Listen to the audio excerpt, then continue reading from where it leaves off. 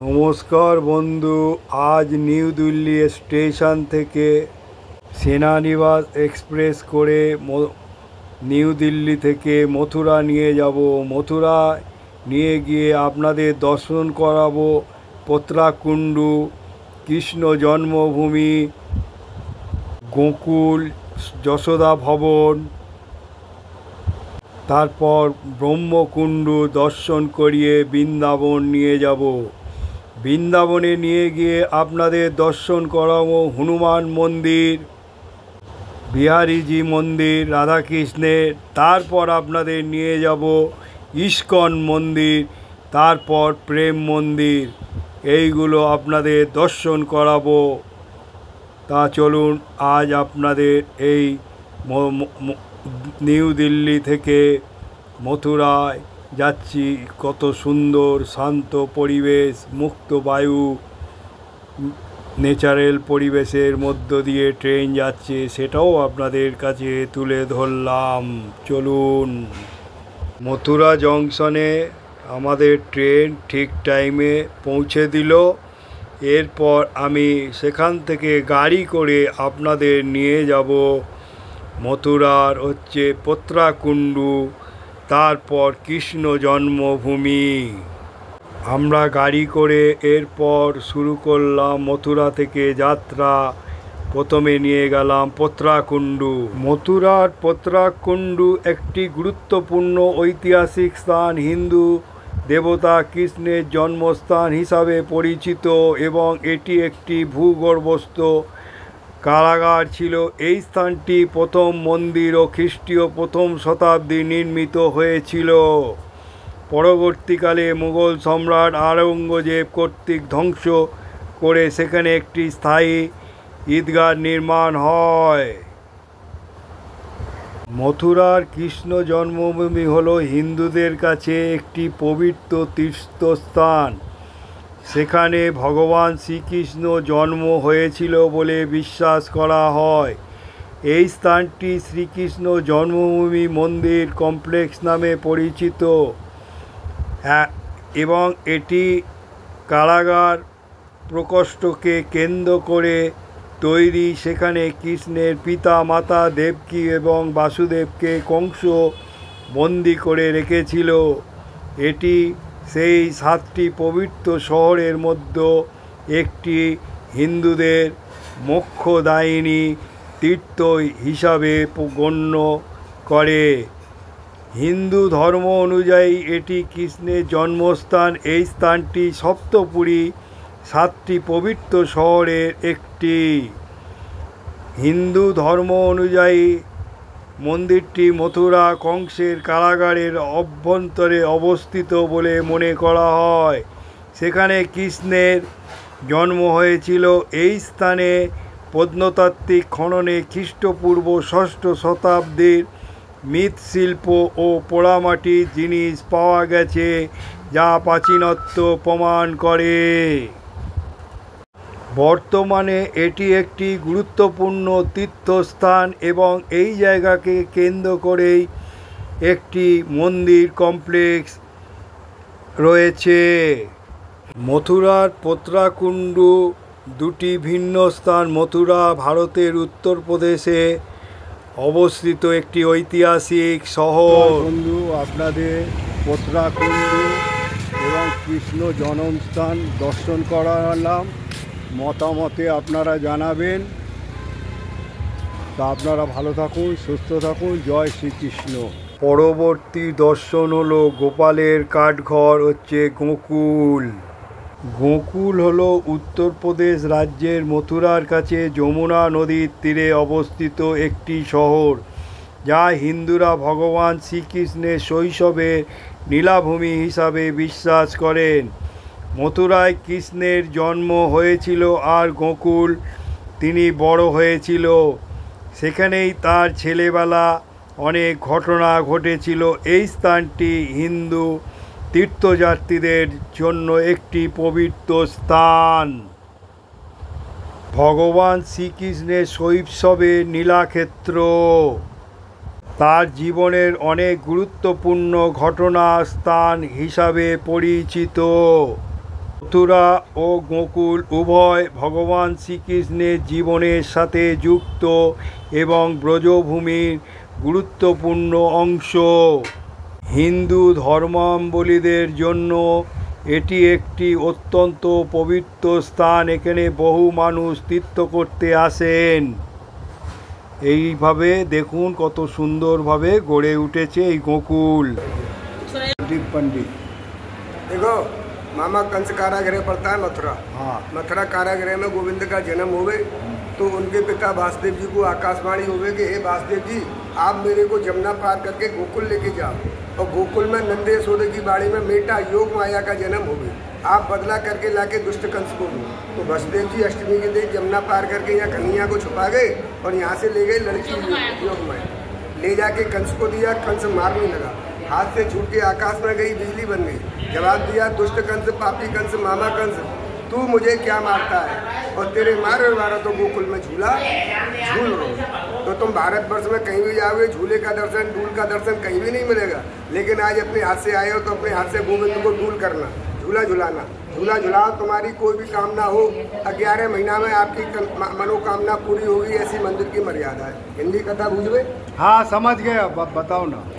कहते हैं मथुरा की बेटी और गोकुल की गाय, जाको करम फूटे वो दूसरे गांव जाए। क्यों बोलते हैं? मथुरा में पंडा लोग होते हैं, चौवा लोग, उनकी लड़की की शादी मथुरा में करती हैं। कहती है करम फूटो और व्रत छूटो। कन्हैया को जन्म बहुत तो हम छोड़ के नहीं जाएंगी। मथुरा शादी होती है। नंद बाबा के टाइम में कितनी गोरू थी? 9 लाख गोरू। 9 लाख। जब नंद के आनंद भाव तो नंद बाबा ने 9 लाख गोरू को दान करो। तो गांव को नाम पढ़ो गोरुकुल। आज गोकुल बोलते हैं ना, गोरुकुल। हाँ, गोरुकुल।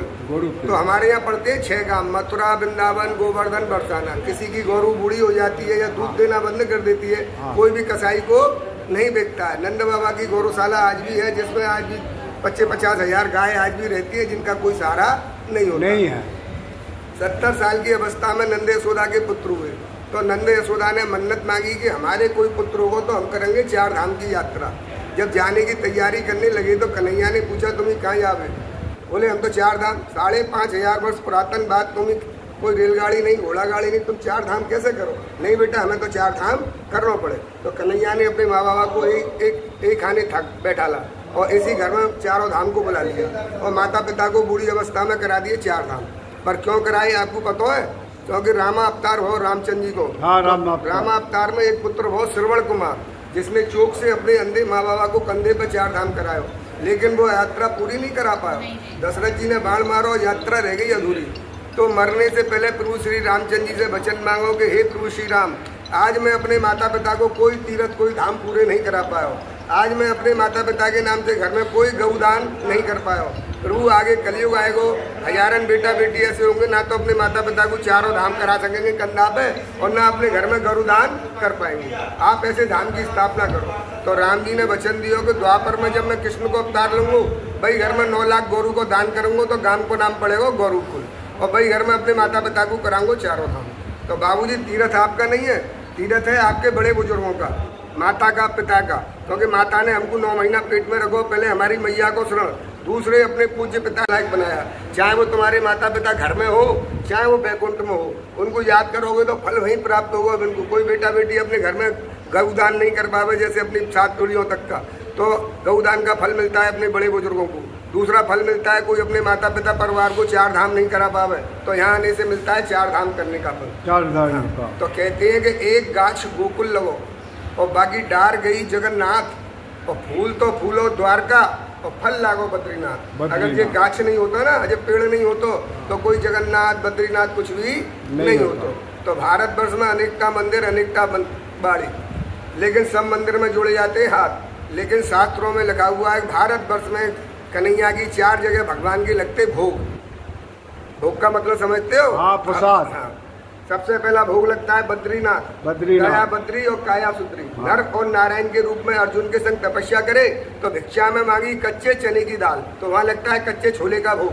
दूसरा भोग लगता है उड़ीसा जगन्नाथपुरी नाम सुना, कहते हैं जगन्नाथ को भात और जगत पसारे हाथ। बहन सुभद्रा के हाथ से भात चामर खाओ तो वहाँ लगे भात को चामर को भोग।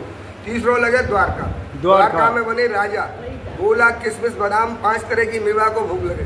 तो हमारे यहाँ 6 गांव पड़ते हैं, मथुरा, वृंदावन, गोवर्धन, बरसाना। हाँ। 6 गांव के बीच में पड़ते हैं 5,500 मंदिर। सब मंदिर में हाथ जोड़े जाते हैं। केवल एक मंदिर में नंद यशोदा के घर में क्या खाया कन्हैया ने? माखन और मिश्री। यहाँ लगते हैं माता पिता परिवार के नाम से माखन मिश्री के भोग। बाहर का भोग कोई मंदिर में जाता नहीं। मंदिर से लगाया 56 भोग का प्रसाद माता बहनों को मिलता है झोली में। घर में, गांव में, परिवार में थोड़ा थोड़ा बांटोगे तो आपके परिवार की यात्रा पूर्ण होगी। भोग सबको बांटो जाएगा। भोग के साथ में जब लाला को कोई झूला झुलाओगे ना तो कोई मनोकामना मांगोगे तो मनोकामना के 2 कपड़े मिलेंगे ऐसे। वो कपड़े किसी को नहीं बांटे जाएंगे, वो अपने घर में जाएंगे। 11 महीना अपने घर में रहेंगे। एक मंदिर में ठाकुर के अर्पण किया जाएगा, एक रखा जाएगा अपना लॉकर रुपया पैसा तिजोरी में। तिजोरी में लक्ष्मी बढ़ेगी और ठाकुर जी में रखोगे तो भक्ति बढ़ेगी। जब कभी आप काली पूजा, दुर्गा पूजा, कोई काली पूजा, दुर्गा पूजा, जन्माष्टमी, कोई भागवत कथा, करवा चौथ, कोई व्रत रखो ना, आप घर में पूजा करो, कोई बर्थडे पार्टी उत्सव बनाओ तो अपने घर में बंदो कपड़े ने ठाकुर जी से लेके अपने गले में थोड़ी देर को पैरियो तो आपके घर में खूब आनंद ही आनंद होगा। बोलो राधा रानी की। सब जगह बड़े कन्हैया, हमारे यहाँ छोटे कन्हैया। तो हमको भी छोटा बनना पड़ेगा। हमसे पहले जो लोग बैठा होगा 5-5 मिनट को झूला सबको मिलेगा। भगवान के 4 प्रकार के भोग हैं, अन्नदान, भजन दान, गौदान, भूमिदान। माता पिता के नाम से जो बड़ा भोग लगाते हैं, माता पिता के नाम से पत्थरों में नाम आते हैं। ब्रज में एक मंदिर बनाने के बराबर फल प्राप्त होता है जो पत्थर लगवाते हैं। तो जैसे तुम्हारी शक्ति जानो, बाल भोग, मंगल भोग, राजभोग, 56 भोग। सबसे छोटा भोग है, गरीब भी लगाते हैं वो बाल भोग। पावर माखन मिश्री, एक गौ, एक संत, एक ब्राह्मण को भोजन। आपका नाम, आपकी पत्नी का नाम और आपके पूज्य पिताजी के नाम से सेवा चलेगी। माता पिता दोनों के नाम से करते हैं मंगल भोग। मंगलमुखी सदा सुखी। 2 गौ, 2 संत, 2 ब्राह्मणों को भोजन। आजीवन माता पिता के नाम से भोग चलते हैं। आपका नाम, पत्नी का नाम, आपके माता पिता का नाम। और 1 किलो का पहले करते राजा महाराजा। आजकल घर घर राजा महाराजा है। 1 किलो के में भूमिदान, अन्नदान, भजन दान, पत्थरों में नाम आते हैं। अच्छो लगे, सच्चो लगे तो भोग लगाने से पहले हंसनो पड़ेगा। पहले नंद बाबा यहाँ के जमींदार हजारों गौ संत ब्राह्मणों का पालन करते। आज नंद बाबा नहीं है, पर जो भोग लगाते हैं ना, भोग का पैसा ट्रस्ट में जाता है। ट्रस्ट के द्वारा हजारों गौ संत ब्राह्मणों का पालन होता है। बोलो राधा रानी की जय। अशोक। नमस्ते पंडित जी, अगर कोई गोकुल में आएगा आपसे कैसे जोगाजोग करेगा? अगर आपका कॉन्ट्रैक्ट नंबर और पहले आने से आप उसके लिए बंदोबस्त घर फर के लिए भी कर सकता है। ये थोड़ा आप बता दीजिए मेरा चैनल में। देखिए, मेरा नाम है सतीश पंडित गोकुल वाले। हाँ। और मेरा मोबाइल नंबर है 78 18 90 26 31। इस नंबर पर मेरे से संपर्क करिए और मैं आपकी आने जाने सबकी व्यवस्था करूंगा। आपको यहाँ तीर्थ महात्म सब कराऊंगा और जो भी यहाँ का हिस्टोरिकल मंदिर है उनका सारा महात्म तीर्थ सब कराऊंगा। सब करेगा। अच्छा, और एक बार फ़ोन नंबर बता दीजिए। 78 18 78 78 18 18 90 26 26 31। Thank you. রাধে রাধে। নমস্কার বন্ধু, আপনাদের গোকুল ভবন এবং দর্শন করালাম। দর্শন করাবার পর এইটা যদি দেখে ভালো লাগে তাহলে একটা করে লাইক করবেন আর যত শেয়ার করবেন জানতে পারবেন। আর বলবো বন্ধু, এখনও যারা সাবস্ক্রাইব করেননি অল বেলটা টিপে দেবেন। আমি যখনই কোনো ব্লগ বানাবো আপনারা পেয়ে যাবেন। আপনারা ভালো থাকুন, সুস্থ থাকুন। জয় কৃষ্ণ, জয় রাধে রাধে। মথুরার ব্রহ্মাণ্ড ঘাটটি মথুরার কাছেই গোকুল মহাবনের অবস্থিত এবং এখানে একটি পৌরাণিক কাহিনী জড়িয়ে আছে, যেখানে শ্রীকৃষ্ণ কাদা খেয়েছিলেন এবং তার মা যশোদা তাকে তার বিশ্বরূপ দেখিয়েছিলেন। এটি যমুনা নদীর তীরে অবস্থিত এবং সেখানে কৃষ্ণ, বলরাম এবং অন্যান্য গোপালরাও ছোটোবেলায় খেলতেন বলে বিশ্বাস করা হয়। এই ঘাটটি ছিল নন্দ মহারাজের উঠোনের একটি অংশ এবং ব্রজমণ্ডলের অষ্টম পবিত্র বন হিসাবে পরিচিত মহাবনের অন্তর্ভুক্ত। এই হলো ব্রহ্মাণ্ড ঘাট। ব্রহ্মাণ্ড ঘাট মথুরা থেকে প্রায় 15 কিলোমিটার দক্ষিণ পূর্বে গোকুল মহাবনের সীমানার মধ্যে অবস্থিত। এই ঘাটটি শ্রীকৃষ্ণের বাল্যকালের একটি গুরুত্বপূর্ণ লীলাক্ষেত্র। কিংবদন্তি অনুসারে একদিন খেলতে খেলতে কৃষ্ণ কাদা খেয়ে ফেলেন এবং যখন যশোদা কৃষ্ণকে কাদা খেতে দেখেন জিজ্ঞাসা করলেন, তখন কৃষ্ণ তার মুখ খুলে দেখান যার মধ্যে সমগ্র মহাজাগতিক বিশ্ব রূপ প্রকাশিত হয়েছিল। এই ঘটনাটি ব্রহ্মাণ্ড ঘাটের সাথে ঘনিষ্ঠভাবে জড়িত এবং ব্রহ্মাণ্ড ঘাটটি একসময় নন্দ মহারাজের বাড়ির উঠোনের একটি অংশ ছিল। সেখানে ছোটবেলায় কৃষ্ণ বলরাম অন্য গোপালদের সাথে খেলতেন।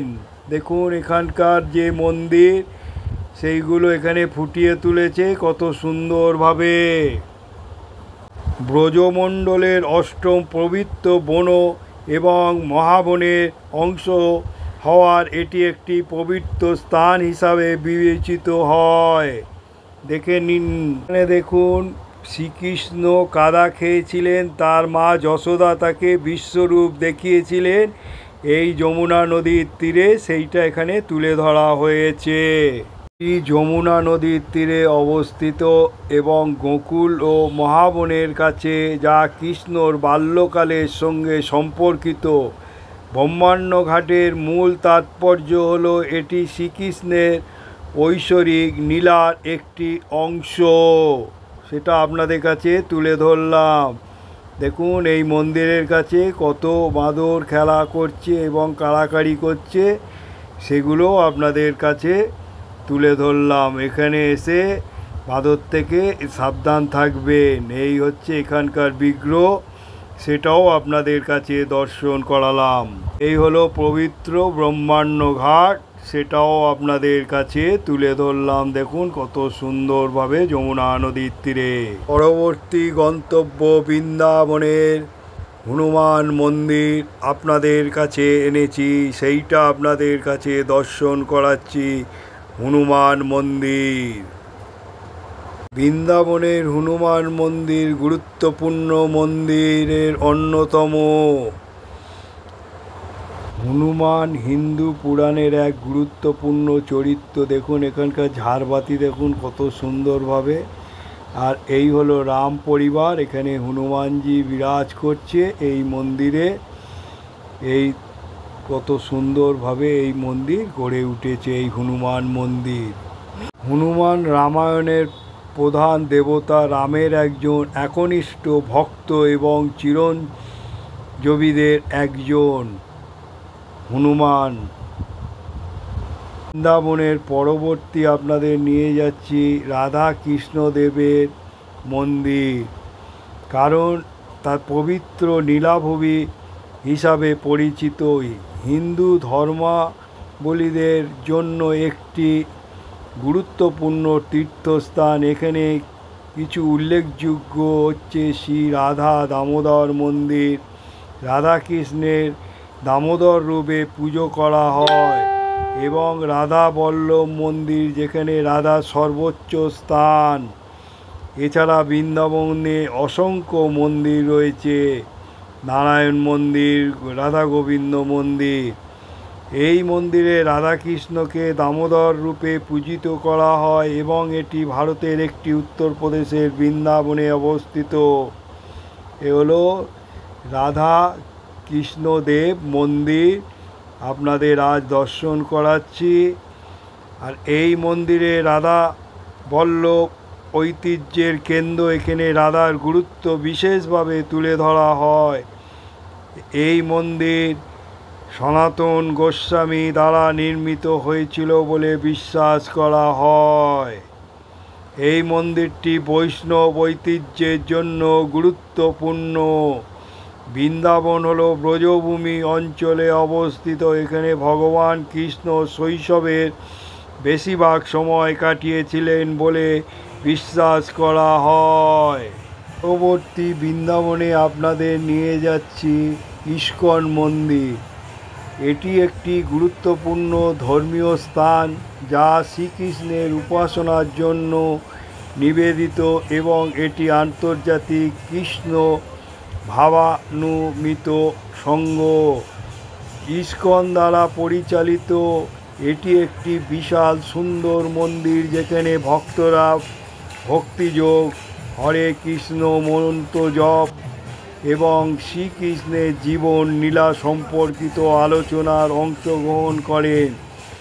এই মন্দিরটি ব্রজভূমির অংশ, যেখানে ভগবান কৃষ্ণ তার শৈশবের বেশিরভাগ সময় কাটিয়েছিলেন বলে বিশ্বাস করা হয়। এটি ভারতের ব্রজভূমির অন্তর্ভুক্ত এবং বৈষ্ণব ও ঐতিহ্যের অন্যতম পবিত্র স্থান হিসাবে বিবেচিত হয়। ইস্কন সংস্থাটি শ্রীল অভয়চরণ বৃন্দ ভক্তি বেদান্ত স্বামী প্রভুপাদ দ্বারা প্রতিষ্ঠিত হয়েছিল। মন্দিরটি প্রধানত ভগবান কৃষ্ণ তার সহধর্মিণী রাধার উপাসনার জন্য নিবেদিত। এখানে ভক্তিযোগ অনুশীলন, হরে কৃষ্ণ মহামন্ত্র জপ ও শ্রীকৃষ্ণের জীবন দর্শন সম্পর্কিত আলোচনা ও কীর্তনের আয়োজন করা হয়। এই মন্দিরটি শুধুমাত্র একটি উপাসনালয় নয়, এটি একটি আধ্যাত্মিক কেন্দ্র, যেখানে ভক্তরা একত্রিত হয়ে শ্রীকৃষ্ণর প্রতি তাদের ভক্তি প্রকাশ করেন। সেগুলো আপনাদের কাছে তুলে ধরছি। এই ইস্কন মন্দির, শ্রী শ্রী কৃষ্ণ বলরাম মন্দির, এই হলো ইস্কন মন্দিরের। এখান থেকে বেরিয়ে যেতে হয় এক্সিট, আর এইখানে সেলের অনেক জিনিসপত্র পাওয়া যায় এই ইস্কন মন্দিরে। এখানে আপনারা মিষ্টিও পেয়ে স্ন্যাক্সও পেয়ে যাবেন। অনেক দোকান আছে, এখানে বসে খাওয়ারও ব্যবস্থা আছে এই স্ন্যাক্সের দোকানে। সেগুলোও আপনাদের কাছে, এখানে তুলসীর মালাও পেয়ে যাবেন, সেগুলো আপনাদের কাছে তুলে ধরলাম। এবারে অন্নদান, এখানে হচ্ছে প্রসাদ দেওয়া হচ্ছে, সেটাও আপনাদের এই লাইনের মাধ্যমে আমি প্রসাদ গ্রহণ করেছি, সেটাও আপনাদের কাছে তুলে ধরব। এখানে কত সুন্দর হচ্ছে, আপনি কাঠের চামচ নিয়ে প্রসাদ নিন, হাতে হাতে প্রসাদ দেওয়া হচ্ছে, সেগুলো আপনাদের কাছে তুলে ধরলাম। ইস্কন মন্দিরে প্রসাদ গ্রহণ করেছি আমি। ব্রহ্মাণ্ড ঘাট ও মন্দির দর্শন করালাম। দর্শন করার পর আপনাদের মতামত জানাবেন। পরবর্তী গন্তব্য হলো প্রেম মন্দির। চলুন আপনাদের প্রেম মন্দির নিয়ে যাই। পরবর্তী বৃন্দাবনের প্রেম মন্দির হলো উত্তরপ্রদেশের মথুরা জেলার একটি বিখ্যাত হিন্দু মন্দির, যা ঐশ্বরিক প্রেমের মন্দির নামে পরিচিত। এটি জগৎগুরু শ্রী কৃপালুজি মহারাজ কর্তৃক প্রতিষ্ঠিত এবং এখানে রাধাকৃষ্ণ ও সীতারামের পুজো করা হয়। মন্দিরের স্থাপত্য শৈলী অত্যন্ত আকর্ষণীয় এবং সৌন্দর্য দেশ বিদেশ থেকে আসা ভক্ত পর্যটকদের মুগ্ধ করে। প্রেম মন্দিরের মূল বিষয়গুলি হল ভারতের উত্তরপ্রদেশের মথুরা জেলার বৃন্দাবনে অবস্থিত জগৎগুরু শ্রী কৃপালুজি মহারাজ। মন্দিরের দুটি স্তরে রাধাকৃষ্ণ ও সীতারামের উপাসনা করা হয়। এটি একটি আধুনিক স্থাপত্যের নিদর্শন, যা শুধুমাত্র একটি মন্দির নয়, বরং শিল্পের এক অপূর্ব সৃষ্টি। এর আশ্চর্য সৌন্দর্য দেশ বিদেশ থেকে পর্যটকদের আকর্ষণ করে। বৃন্দাবনের প্রেম মন্দির রাতে ভক্তদের ভিড় থাকে, কারণ মন্দিরে দরজা সাধারণত সন্ধ্যার পর বন্ধ হয়ে যায়। তবে নিধিবনের মতন জায়গায় রাতে রাধাকৃষ্ণের ঐশ্বরিক রাসলীলার কিংবদন্তি প্রচলিত আছে, যেখানে গোপীদের সাথে মিলিত হয়। প্রেম মন্দিরে রাতের স্থাপত্য আলোয় এবং ঝলকানিতে এক অসাধারণ দৃশ্যের সৃষ্টি করে, যা মন্দিরের প্রধান আকর্ষণগুলির মধ্যে একটি। প্রেম মন্দির সন্ধ্যা নামার সাথে সাথে আলোতে ঝলমল করে, যা এক নয়নাভিরাম দৃশ্যের সৃষ্টি। ঐশ্বরিক রাসলীলা কিংবদন্তি অনুসারে প্রেম মন্দিরের কাছেই নিধিবনের রাতে রাসকুঞ্জ গোপীদের সাথে রাসলীলা করেন। এই নিধিবনের সূর্যাস্তের পর কাউকে প্রবেশ করতে দেয়া হয় না। প্রেম মন্দির একটি আধুনিক ও স্থাপত্য ঐশ্বরিক প্রেমের প্রতি নিবেদিত। বৃন্দাবনের প্রেম মন্দিরটি শ্রী কৃপালুজি মহারাজ কর্তৃক প্রতিষ্ঠিত হয়েছিল। এটি সম্পূর্ণভাবে ইটালি মার্বেল দিয়ে নির্মিত। এটি রাতের বেলায় আলোকসজ্জার জন্য বিশেষভাবে পরিচিত, যা সাদা মার্বেলের কাঠামোয় বর্ণিত আলোয় আলোকিত করে এবং এক জাদুকরী পরিবেশ তৈরি করে। মন্দিরের নকশা কৃষ্ণের জীবনের ও লীলার চিত্র ফুটিয়ে তোলা হয়েছে।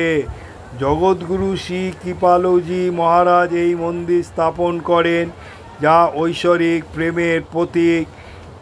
এটি শ্রীকৃষ্ণের উৎসর্গিত।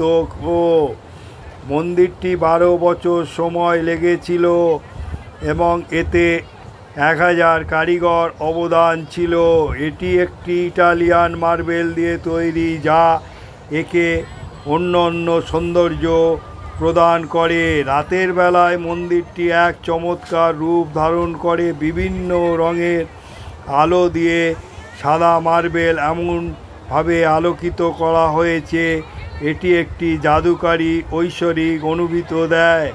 আলোকসজ্জা পর্যটকদের ফটোগ্রাফদের কাছে অত্যন্ত আকর্ষণীয়। মন্দিরটি আধ্যাত্মিক এবং ধর্মীয় জগৎ এ তাৎপর্যপূর্ণ। এখানে ভগবান শ্রীকৃষ্ণের জীবন ও লীলার বিভিন্ন দিক সুন্দরভাবে তুলে ধরা হয়েছে। রাতের বেলায় আলোকসজ্জা এই আধ্যাত্মিক ও ঐশ্বরিক প্রেমের অনুভূতিতে আরও বাড়িয়ে তোলে। ভগবান শ্রীকৃষ্ণের কাহিনী সারা বিশ্বে পরিচিত। মনে হয় যে কীভাবে কৃষ্ণের প্রেম, আনন্দ, ভক্তি ও পবিত্রতায় পরিপূর্ণ পৃথিবীর বর্ণনা করেছেন। এই সুন্দর গল্পগুলি আমাদের শৈশবের স্মৃতিতেই রয়ে গেছে। কৃষ্ণলীলায় পা রাখতে না পারলে বৃন্দাবনের প্রেম মন্দিরে তার মহিমা প্রত্যক্ষ করতে পারেন। বৃন্দাবনের প্রেম মন্দিরের একটা স্থাপত্য ঔজ্জ্বল্য। বৃন্দাবনের প্রেম মন্দির এর প্রধান পবিত্র স্থান এবং এটা 84টি নীলা প্যানেল, সিলিং, স্তম্ভ এবং আভ্যন্তরীণ অংশ, মিউজিক্যাল ও ফাউন্ডেশন, লাইট শো, সবুজ উদ্যান। বৃন্দাবনের প্রেম মন্দির পরিদর্শনের জন্য গুরুত্বপূর্ণ তথ্য। প্রবেশ ফ্রি। প্রেম মন্দির বৃন্দাবনের টাইমিং, স্থান, বৃন্দাবনের সুযোগ সুবিধা ও বৃন্দাবনের প্রেম মন্দিরে কিভাবে যাবেন। আকাশপথে, রেলপথে, সড়ক পথে। বৃন্দাবনের প্রেম মন্দির পরিবর্তনের সেরা সময়। বৃন্দাবনের প্রেম মন্দির পরিদর্শনের আগে বিষয়গুলো মনে রাখবেন।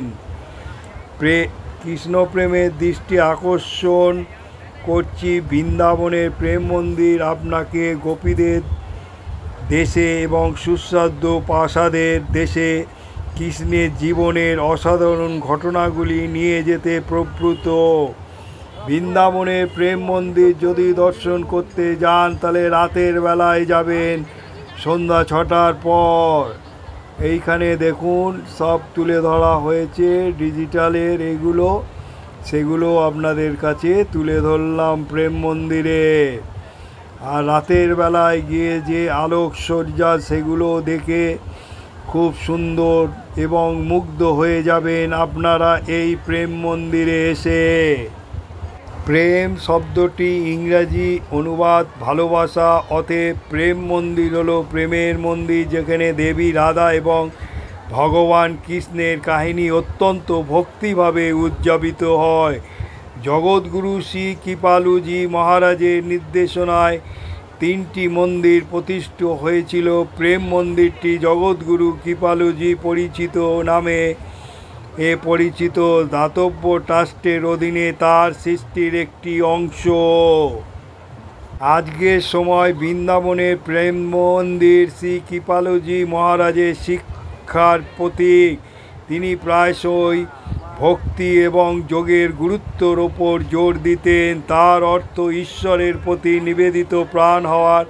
আপনি প্রচুর কৃষ্ণ ভক্তের কৃষ্ণ ভক্তি ও প্রার্থনার মাধ্যমে আধ্যাত্মিক জ্ঞান অর্জন করতে দেখতে পারেন। তাই এটি শ্রীকৃষ্ণের জীবন শেখা।